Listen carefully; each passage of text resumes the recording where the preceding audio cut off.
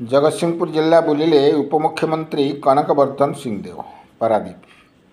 चाषी दुख बुझा और चाषर क्षयक्षति आकलन करने प्रत्येक मंत्री को 2टी लेखाएं जिला गस्त करने को माननीय मुख्यमंत्री निर्देश देता बेले उपमुख्यमंत्री कनकवर्धन सिंहदेव जगतसिंहपुर जिला गस्त करते। गस्त काल में जगतसिंहपुर जिलार जिलापाल को चाषी क्षयक्षति आकलन कर रिपोर्ट देवाक कहवा सह जदि कौन चाषी निजर नाम रेजिस्ट्रेशन करना समस्त को फोटो उठाइबा सह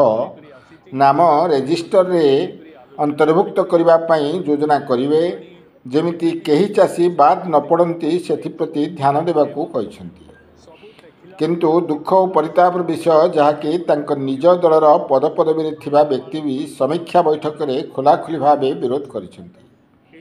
उपमुख्यमंत्री कनकवर्धन सिंहदेव जगतसिंहपुर जिला गस्त कार्यक्रम में चाषी मान भेटा सहित धान क्षयक्षति संपर्क में आकलन करिसेंति। से तिर्तोल ब्लॉकर जड़तीरा पंचायत चाषी मान भेटी आलोचना करथिले। परे कुजंग ब्लॉकर सभागृह में एक समीक्षा बैठक होइथिला। एठारे केवल दलीय लोक और हाथगणती पंचायतर प्रतिनिधि माने उपस्थित थिले। एपरिक ब्लॉक अध्यक्षा को यह समीक्षा बैठक को निमंत्रण करा बेले बीडीओ कौन चेयर नथिला। पाखापाखि 15 मिनिट पर्यंत बीडीओ दीपक रंजन स्वाई छिड़ा होइथिबा लक्ष्य करा जायथिला। जिलार बालिकुदा एरसमा नाउगाँ बिरड़ी रघुनाथपुर ब्लॉक रे व्यापक धान फसल नष्ट होइथिबा बेले माननीय उपमुख्यमंत्री कुजंग तिर्तोल ब्लॉक परिदर्शन और कुजंग ब्लॉक रे समीक्षा बैठक को नहीं बैठक रे असंतोष देखा देथिला। बीजेपी ओबीसी मोर्चार राज्य संयोजक निजे यार विरोध करने सह उपमुख्यमंत्री को टार्गेट मध्य करथिले। परे घटना को उपमुख्यमंत्री हस्तक्षेप करी शांत कराइथिले। सेहीपरि माननीय मुख्यमंत्री मोहन चरण माझी घोषणा करथिले जे कौन मानर धान हेले मध्य सरकार किणिबे। मात्र आज समीक्षा बैठक रे समवाय ऑफिसर FQ मानर धान मंडी को आनिले उचित मूल्य दियाजियो बोली घोषणा करथिले। तेबे समवाय ऑफिसर भाषण बीडीओ चेयर एवं ब्लॉक अध्यक्षा को डका न जिबा घटना को नहीं उपमुख्यमंत्री कथा को अन्य दिग को ननेबा पई हाथ जोड़ी अनुरोध करथिले एवं मुख्यमंत्री ठारू कौन समवाय ऑफिसर बड़की बोली कही बैठक रो उठी जाइथिले। पारादीप पुरुषोत्तम Satpathy report क्रांतिधारा plus.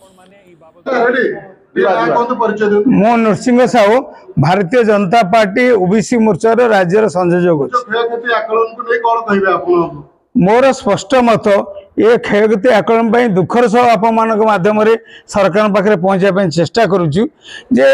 Jagatsinghpur जिलार 8टे block भितर एरसमा बालिकुदा ब्लॉक तलिया अंचल आपण मैंने भी यही अंचल लोक जगतसिंहपुर जिलार लोक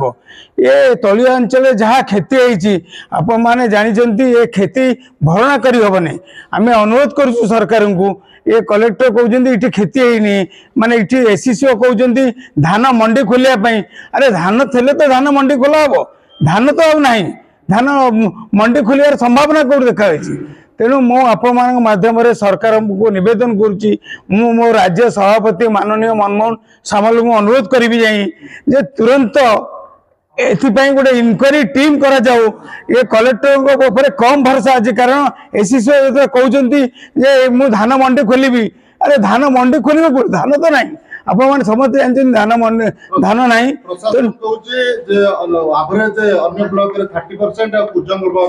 सर्वाधिक 40% राज्य सरकार को रिपोर्ट देवे। आपण प्रशासन रे रिपोर्ट ऊपर केते आस्था प्रकट करछोंदी ये रिपोर्ट ठीक अछि ना त्रुटि अछि नै ए मो एथि पे संपूर्ण भाव रे दुखर छ कहूची जे वर्षा कोठी है आपण माने जानछोंदी एरसमा बालिकुदा रे वर्षा अधिक हला नै एठी कुजंग रे वर्षा हला ए कथा केमिति संभव होईची। तेणु एरसमा बालिकुदा और कुजंग सब कुजंग बाले भी पातु आम से प्रतिवाद करूँ किंतु गोटे भूल कथा हूँ जे एरसमा बालिकुदा लोक पाइबे नहीं आउ ए कथा कौन परिस्थिति बर्दाश्त करा आगे माटी जहाँ करने करूँ लड़े शेष सीमा पर्यंत जीव राज्य सरकार संगे आलोचना करूँ ना मु आशा करूनी माननीय उपमुख्यमंत्री मोर भरोसा अच्छी से आम दलर सर्वोच्च नेता एवं से दीर्घदिन धरी आम सांगे पार्टी सांगे थिले तेणु से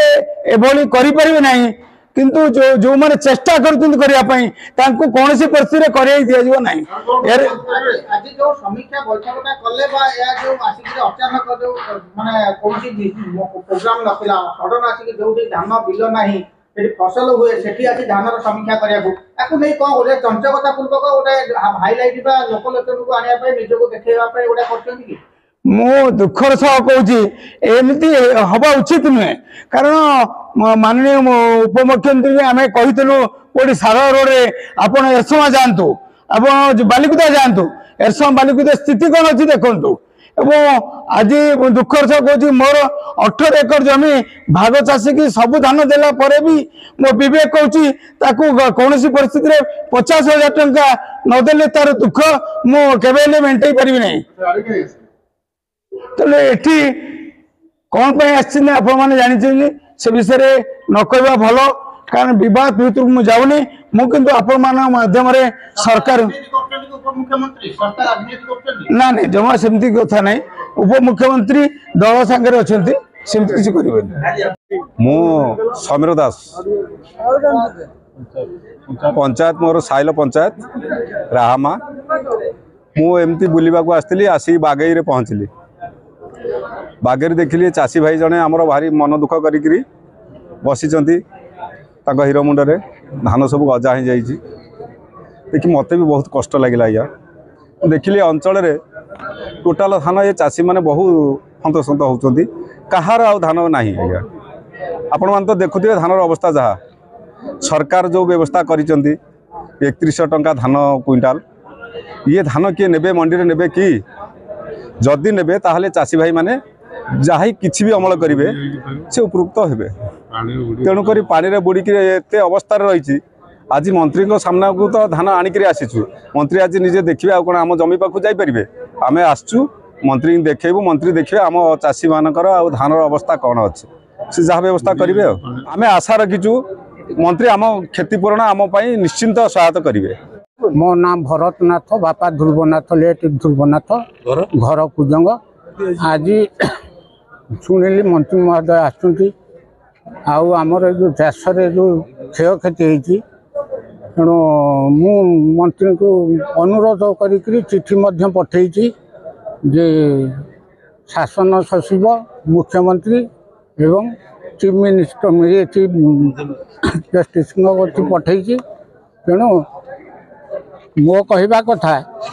आम एरिया जो क्षय क्षति होती पूरा सारा एरिया जदि आमको बोरिंग पॉइंट दिज्व आम डालुआ धान करी आमर पोषण आम करूनी तेणु आपण आगे दुख जनाऊँ सार आगे मंत्री महोदय आपको चिंता करी विषय बाबद जहाँ डिस्कसन करेंगे से समस्त को अप्रोच करुँच मोर आशाटा संपूर्ण सुफल हम बोली आशा रखी।